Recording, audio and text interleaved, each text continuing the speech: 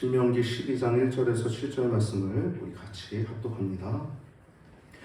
내 열조의 하나님 여호와께서 네게 주셔서 얻게 하신 땅에서 너희가 평생에 지켜 행할 규례와 법도는 이러하니라. 너희가 쫓아낼 민족들이 그 신들을 섬기는 곳은 높은 산이든지 작은 산이든지 푸른 나무 아래든지 물어나고 그 모든 것을 너희가 마땅히 파멸하며 그 단을 헐며 주상을 깨뜨리며 아세라 상을 불사르고 또 그 조각한 신상들을 찍어서 그 이름을 그곳에서 멸하라. 너희 하나님 여호와에게는 너희가 그처럼 행하지 말고 오직 너희 하나님 여호와께서 자기 이름을 두시려고 너희 모든 지파 중에서 택하신 곳인 그 거하실 곳으로 찾아 나아가서 너희 번제와 너희 희생과 너희의 11조와 너희 손의 거제와 너희 서원제와 너희 낙헌 예물과 너희 우양에 처음 낳은 것들을 너희는 그리로 가져다가 드리고 거기 곧 너희 하나님 여호와 앞에서 먹고 너희 하나님 여호와께서 너희 손으로 수고한 일에 복 주심을 인하여 너희와 너희 가족이 즐거워할지니라. 아멘. 할렐루야. 오늘 어린이 주일, 또 특별하게 이번 주에 또 어버이날이 있어서 어버이 주일로 지키는데요. 가족 주일이죠. 5월달은 가정의 달입니다. 그래서 가정이 잘 세워져야 행복합니다. 신앙생활은 열심히 하는데, 교회는 열심히 나가는데 가정이 잘 안 세워져 있다, 부부관계가 소원하다, 그건 제대로 신앙생활을 하는 게 아니죠. 가정이 행복해야 나도 행복한 것입니다. 할렐루야. 그래서 오늘 말씀 맨 마지막에 보면 이렇게 나오죠. 하나님이 너희 앞에서 너희가 첫 번째 하나님 앞에서 먹고 7절에 하나님 앞에서 먹고 너희 하나님께서 너희에게 수고한 그 복을 주심으로 인해서 너희와 너희 가족이 즐거워할지니라 라고 하고 있어요. 행복은요, 혼자 있을 때 행복하지 않습니다. 가족과 행복해야 되는 거예요. 가장 최소한의 공동체, 가족과 행복하지 않다면 우리는 빨리 그 가족들의 관계들을 회복해야 하고 또 관계들을 위해서 기도해야 될 줄 믿습니다. 오늘 가족주일 5월달 가정의 달을 통해서 형제를 더 돌아보고 전화도 좀 하고 어떻게 지냈냐, 또 부모님도 좀 돌아보고 또 자녀들도 돌아보면서 여러분 더 가정을 든든히 세워나가실 주님의 이름으로 축복합니다. 오늘 본문 말씀을 통해서 나눌 제목은 신명기 12장 그리고 13장 택하신 곳에서 예배하라 라고 한 제목을 가지고 말씀을 나누고자 하는데요. 여러분, 교회라고 하는 것이 택하신 곳이죠. 옛날에는 한 지성된 장소였어요, 이스라엘에게. 왜냐하면 오늘 본문에 나오는 것처럼 작은 산이든지 높은 산이든지 푸른 나무 아래서든지 막 우상숭배하는 거예요. 그러니까 이제 그런 거 다 부시고 불살르고 진멸하는 겁니다. 그런 거로 인해서 우상에게 섬기게 되고 우상숭배를 하게 되기 때문에 그런 아무 데서 예배드린 것이 아니라 정해진 곳에서, 택하신 곳에서 예배하라고 나오고 있어요. 그래서 오늘 본문 12장에 보면 택하신 곳이라고 하는 단어가 무려 5차례 나와요. 5절, 11절, 14절, 18절, 21절 택하신 곳이라고 하는 단어가 5번이나 나옵니다. 택하신 곳에서 예배하라 라고 하는 말이 얼마나 중요한지를 기억하시기 바랍니다. 여러분, 요즘 포스트 모더니즘 시대여가지고 자기 생각에 옳은 대로 하니까 심지어 교회 다니는 사람들조차도 교회 안 가서 예배 드리는 사람도 있어요. 그냥 뭐 온라인 예배 드리는 사람도 있어요. 공동체는 꼭 필요합니다. 내가 사람들과 이렇게 비비면서 삶을 나누고 또 교제하면서 신앙이 성장하는 것이지, 하나님 주어진 곳에서 하나님을 온전히 예배함으로 말미암아 일상이 거룩해지는 것이지, 내가 주어진 곳에서 성경 보고 기도하고 내가 그냥 집에서 기도하고 성경, 그게 될 것 같아요? 안 됩니다. 쉽지 않아요. 여러분 택하신 곳에서 교회 가서 예배드리고, 청년부면 청년부 공동체 안에서, 장년부면 장년부, 여성교회, 남성교회 공동체 안에서 서로 교제하고 서로 그런 교제가 이루어질 때 신앙이 성장하는 것이지, 우리 신앙은 그냥 성장하는 게 아닙니다. 할렐루야. 택하신 곳에서 예배하는 제목을 가지고 말씀을 나눌 때 큰 은혜의 시간 되시길 바랍니다. 오늘 본문의 위치는 신명기에서 위치는 이러합니다. 신명기는 이제 율법을 잘 설명해 놓은 거예요. 고별 설교죠. 율법은 뭐냐? 그 기초가 십계명이죠. 십계명, 계명. 계명은 생명을 주는 겁니다. 계명, 십계명. 그래서 특별히 처음에 서론 부분이 나오고 5장부터 11장까지는 이제 이 율법의 기초가 십계명에 있다라고 말씀이 나오고, 오늘 보면 12장부터 26장까지 이제 본론이에요. 본론 5장부터 26장까지가 본론인데, 이제 상세한 십계명을 설명하는 부분에 있어서 오늘 12장과 13장은 이제 제1계명 다른 신 섬기지 마라, 제2계명 우상 숭배하지 말라, 이것을 상세하게 설명하는 내용입니다.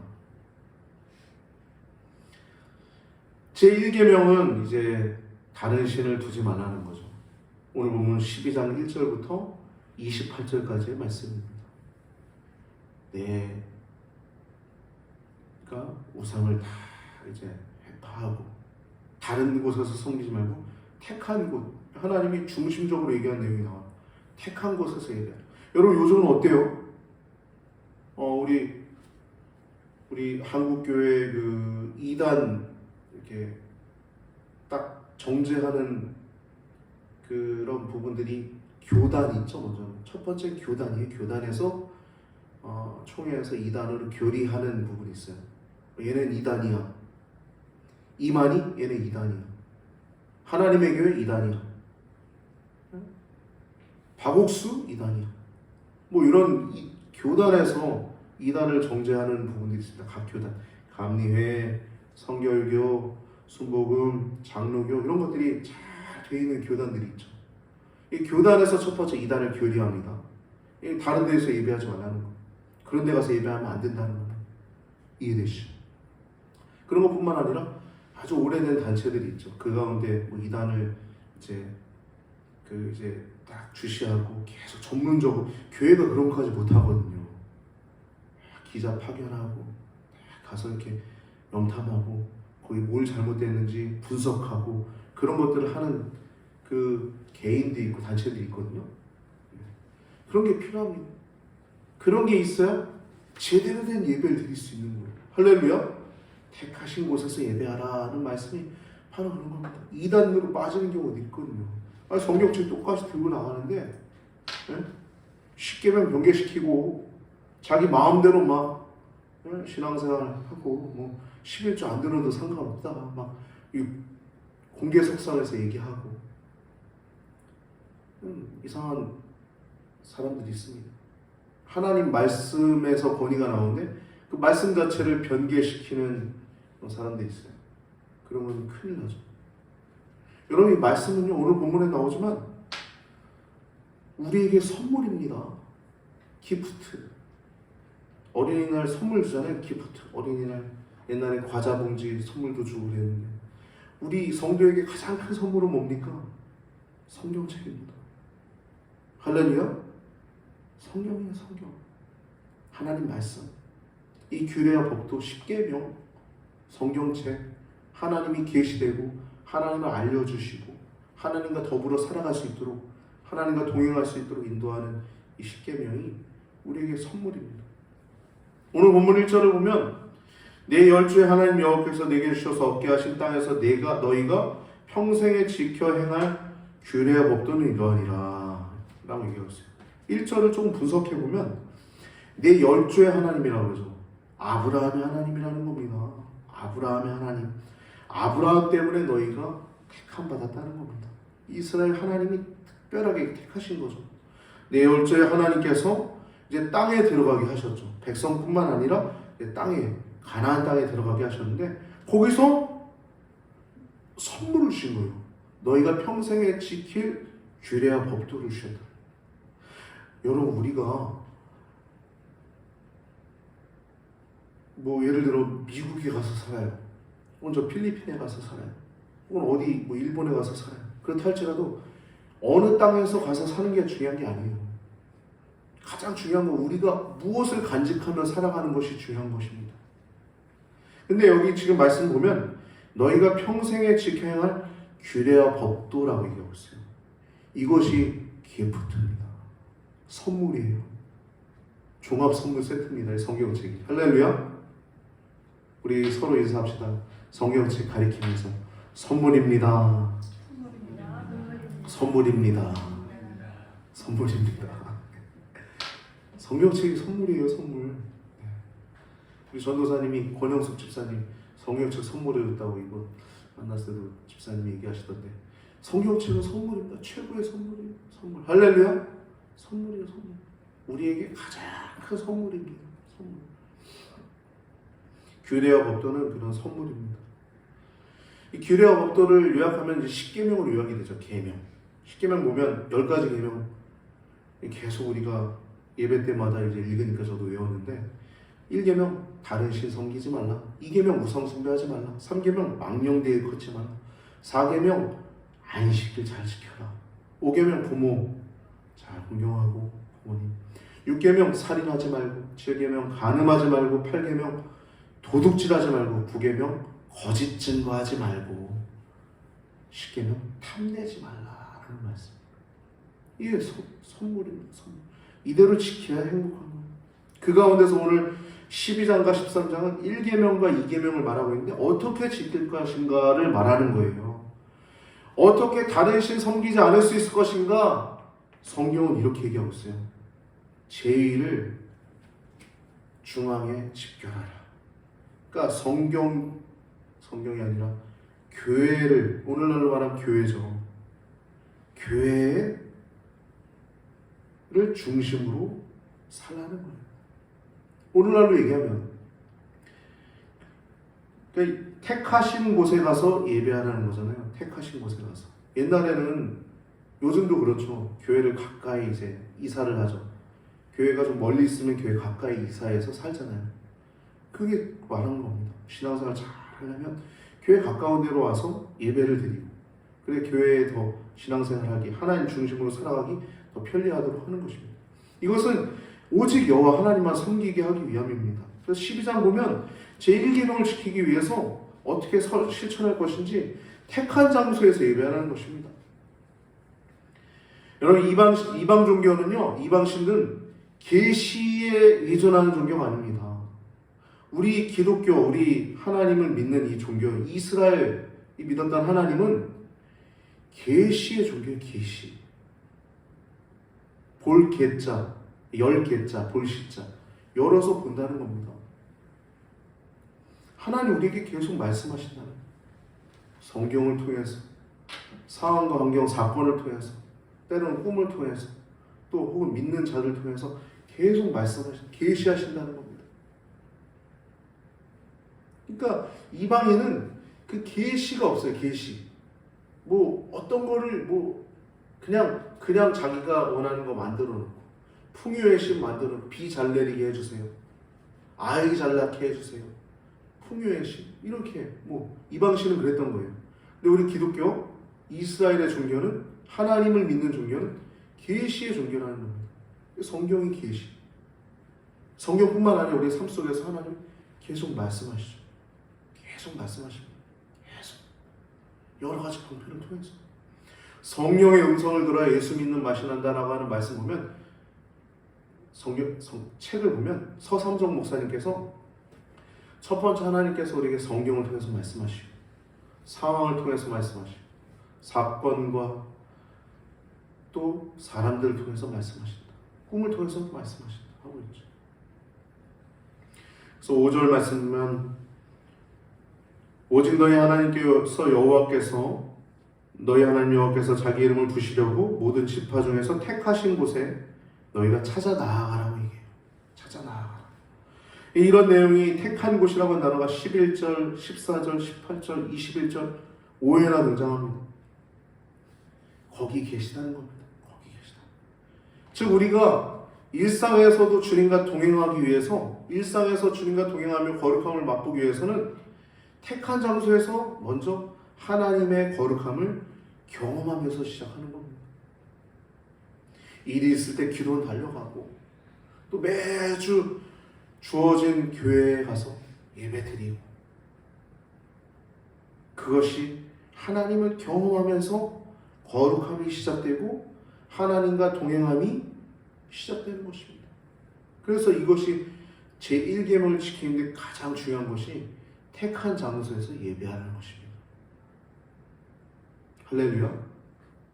어떤 사람들 포스트 모더니즘 시대여가지고 혹은 코로나 시기에도 만명교회도 100명만 예배드려라, 말도 안 되죠. 10,000명 들어가 있으면 연세중앙교회 몇 명 들어가요? 한 2만 명, 4만 명 들어갑니까? 그런 교회, 모든 큰 교회들도 다 100명만 예배드려라. 아니 병원은 그 좁은 곳에 막 버스, 지하철 그런데 그렇게 불리는데, 여러분 이게요, 여러분 이게 망조입니다. 망조. 교회 탄압이라고 하는 단어로도 쓸 수 있지만, 여러분 정치를 봐도요, 엄영학 성도님 어제 좀 피곤하셨나 봅니다. 정신을 차리시고. 네. 여러분 지금 교회 얘기했지만 정치도 이걸 보셔야 돼요. 법학과 교수였던 법학 교수이신 그 분이 한 얘기입니다. 여러분 옛날 동학혁명이 일어날 때, 그때 유행했던 단어가 있어요. 뭐냐면 민심이 천심이다라고 하는 거예요. 즉 백성들의 마음이 하늘의 뜻이라는 겁니다. 그래서 동학혁명이 일어났던 거예요. 근데 이게 왜 그 말을 하냐? 지금도 똑같다는 거예요. 사람들 막 선동해가지고 대통령 끌어내리려고 하고, 법의 질서가 아니라 그냥 잘못했으니까 야, 저는 잘못했어. 저거 끌어내려야 돼, 저거. 응? 자, 여러분 이게 요즘 시대를 꿰뚫어 볼 수 있는 눈이 있어야 돼요. 민심 천심 아닙니다. 하늘의 뜻이 무슨 민심이에요. 하늘의 뜻은 하나님의 뜻이지. 하늘의 뜻은 하늘의 뜻만 있는 거지. 할렐루야? 무슨 말인지 알겠어요? 이해되시죠? 이 시대의 흐름을 알아야 됩니다. 시대의 흐름. 제가 정치 얘기하는 거 싫어하는데 이 정도는 우리가 성도로서 깨어있어야 돼요. 민주, 정말 민주를 우리가 배우려면 이 시대를 오염시키고자 하는 세력들의 그 악한 계기를 꿰뚫어 봐야 됩니다. 시대가 서고 나라가 바로 서는 건 법체계로 서는 것이지, 질서로 서는 것이지, 무슨 사람들 선동하고 이태원에서 사람들 죽었으니까 그거 법 만들어가지고 물론 잘못한 부분이 없진 않죠. 근데 그거를 그렇게 막 선동하는 그런 걸 여러분 꿰뚫어 보시기 바랍니다. 할렐루야. 아니, 우리가 성경 보는 사람으로서 시대 정도는 알아야죠. 무슨 말하다 여기까지 왔습니까? 네? 무슨 말하다 여기까지 왔어요? 택하신 곳에서 예배하라. 네, 그 얘기하다 여기까지 왔죠. 네, 교회에서 예배해야 되는 것입니다. 교회에서 하나님께 예배를 잘 드려야 우리의 삶 일상에서 하나님을 또 경험할 수 있고, 일상에서도 주님과 동행할 수 있다는 것이 하나님 뜻인데, 요즘 포스트 모더니즘 자기 생각에 소견에 옳은 대로 말하니까 이것도 괜찮다, 저것도 괜찮다, 온라인 예배드리고 온라인 헌금하면 어떠냐, 그냥 기준이 있어야죠. 기준이. 내가 하나님 안에서 복을 누리려면 적어도 최소한의 기준이 있어야죠. 할렐루야. 여러분 마음을 더욱더 새롭게 하시길 바랍니다. 할렐루야. 제가 다른 얘기 안 했어요. 저는 하나님 말씀에 입각해서 택하신 곳에서 예배하는데, 요즘 시대가 그렇게 막말하는 사람들 많다. 우리가 그런 거 분별할 수 있어야 된다. 그겁니다. 그렇게 분별해야 될 줄 믿습니다. 그래서 일상에서 우리가 동행하려면 택하신 곳, 그 거룩함을 하나님 임재하신 그곳에서 맛봐야지 일상에서 우리가 동행할 수 있는 것입니다. 6절과 7절 말씀 보면 6절에 보면 너희 번제와 너희 희생과 너희 11조와 너희 거제와 너희 서원제와 낙헌 예물과 너희 우양의 처음 낳은 것들을 너희는 그리로 가져다가 드리고 거기 곧 너희 하나님 여호와 앞에서 먹고 너희 하나님 여호와께서 너희 손으로 수고한 일에 복 주심을 인하여 너희와 너희 가족이 즐거워할지니라. 하나님께 드리고 즐거워하는 것입니다. 여러분 누구를 사랑하면 뭐 주고 싶죠? 그렇지 않습니까? 한 남자가 여자 사랑하면 주고 싶잖아요. 근데 그거 받으면 얼마나 기뻐요, 그 여자가. 할렐루야. 하나님 받으신다는 거예요. 여러분 기쁜 마음으로 하나님께 드릴 때 하나님 받으신다는, 우리 그래서 또 즐거워한다는 것입니다. 그 얘기예요. 느헤미야 8장 10절 보면 이날은 우리 주의 성일이니 근심하지 말라. 여호와를 기뻐하는 것이 너희의 힘이니라 하고. 아멘. 우리 성도의 힘은요, 하나님 기뻐하는 것입니다. 하나님을 기뻐할 때 힘이 생기는 거예요. 다른 거 기뻐하는 데서 힘이 생기는 게 아닙니다. 오직 하나님을 기뻐하는 것이 힘입니다. 이날은 주의 성일이니. 이 주일은요 지저스 데이입니다. 제가 이번에 그냥 좀 쉬는 날 아니라 어디 대구도에 한 카페, 교회에서 운영하는 카페 같아요. 아니면 교회 성도님이 운영하는 카페 같은데 거기에 이렇게 써 있어요. Jesus day is closed. 이렇게 써 있어요. 주의 날에, 예수님의 날에는 Jesus day, 예수님의 날에 닫는다는 거예요. 얼마나 멋있어요. 저는 뭐 주의 날이란 단어, 주일이란 단어 들어봤지만 Jesus day라는 단어는 처음 봤어요, 거기서. 근데 너무 좋더라고요, 마음이. 저 사람이 얼마나 하나님을 사랑하는가, 여호와를 얼마나 즐거워하는가 느낄 수 있잖아요. 할렐루야. 여호와를 기뻐하는 것이, 여호와를 즐거워하는 것이 우리의 힘인 줄 기억하시기 바랍니다. 시편 32편 11절 보면 너희인들아 여호와를 기뻐하라 즐거워할지어다. 시편 37편 4절 보면 또 여호와를 기뻐하라 저가 너희 마음의 소원을 이루어 주시리로다 말씀하고 있어요. 여러분 하나님을 기뻐하면 하나님께서 우리의 소원을 이루었어요. 예수님 말씀하시죠. 너희가 내 안에 거하고 내 말이 너희 안에 거하면 뭐든지 구하라. 뭐든지 구하래요.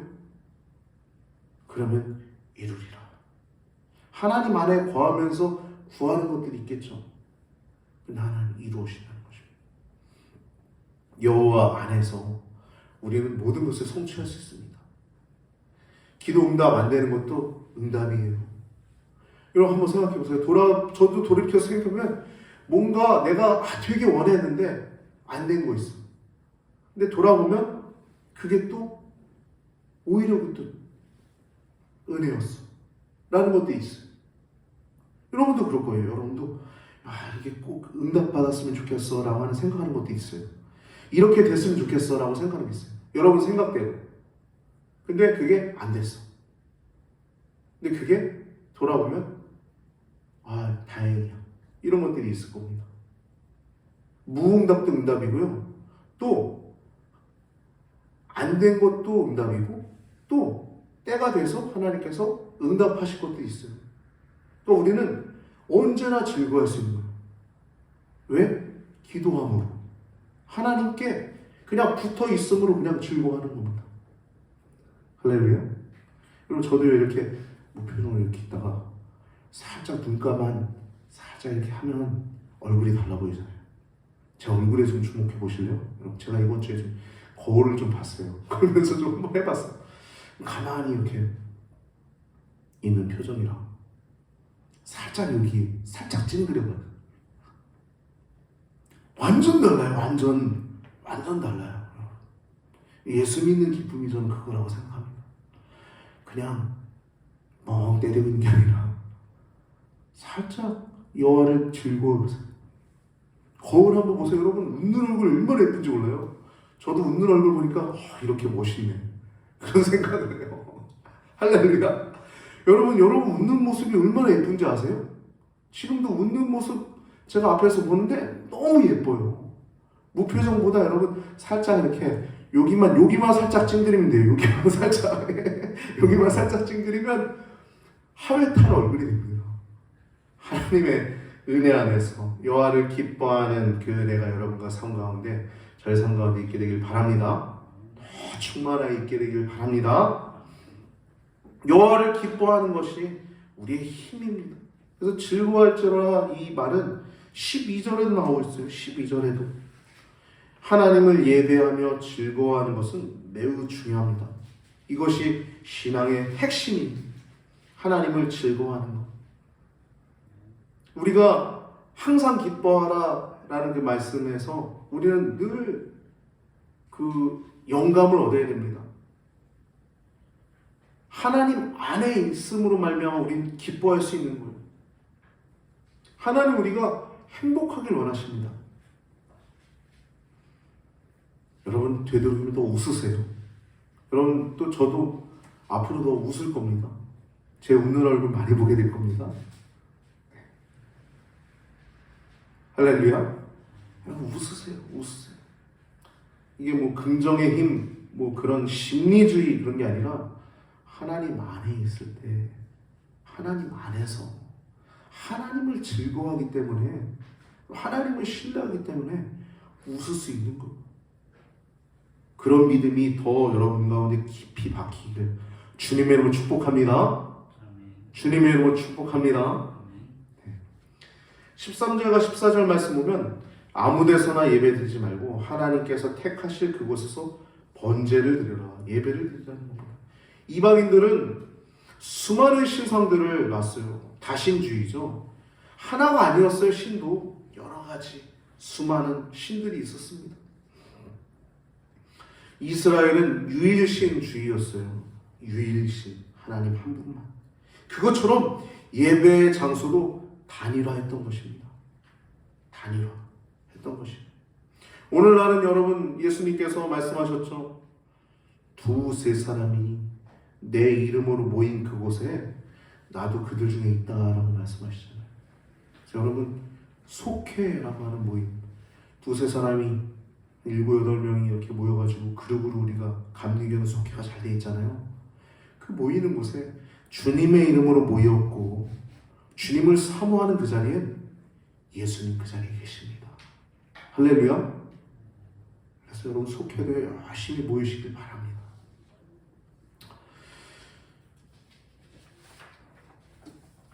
(13장을) 보면요, 13장은 이제 제2계명에 대한 얘기인데 제2계명을 어떻게 실천할 것인가라는 내용이 12장 29절부터 13장까지 나오는데 이 우상숭배 유혹자들의 이름들이 나옵니다.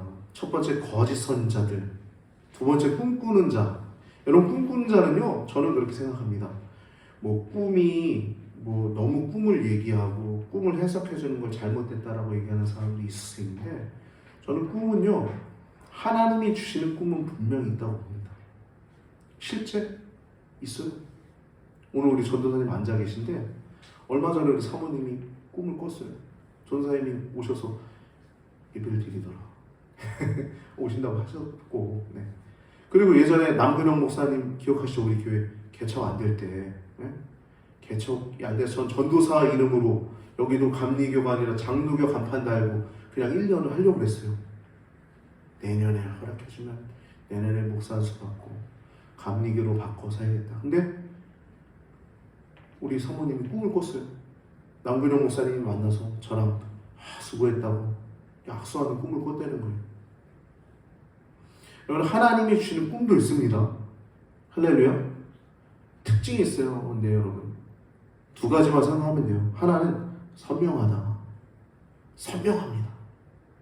두 번째는 깨닫게 하신다. 하나님이 주신 대로 깨닫게 안 하겠어요? 하나님은 어설픈 하나님이 아니에요. 꿈 주시면 하나님이 주신 꿈은 명확히 알게 됩니다.